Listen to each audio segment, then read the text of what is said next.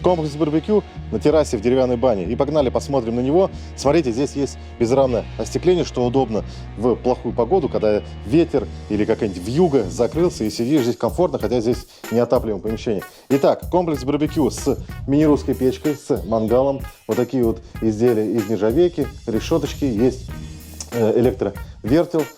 На столешнице у нас гранит, здесь казанная печь у нас.